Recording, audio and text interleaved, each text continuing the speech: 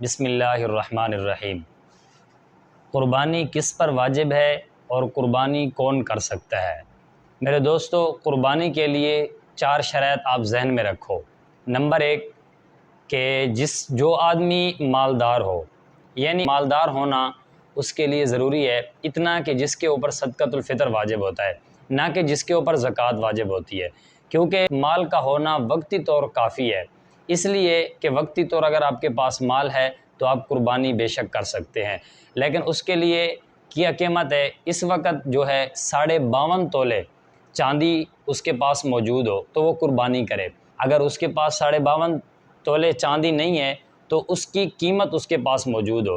اگر اس کی قیمت اس کے پاس نہیں ہے تو اگر گھریلو سامان ہے، جیسے مثال کے طور پہ خادم ہو گیا یا اس کا سواری ہو گئی یا ہتھیار وغیرہ، اگر اس طرح کی چیز اس کے پاس ہے تو وہ قربانی کرے۔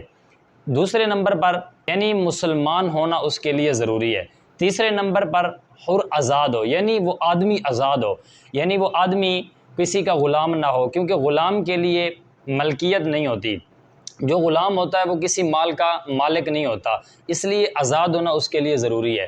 اور نمبر 4 مقیم ہونا ضروری ہے، یعنی وہ وہیں کا رہائشی ہونا اس کے لیے ضروری ہے، وہ مسافر نہ ہو، تو یہ قربانی کر سکتا ہے آدمی۔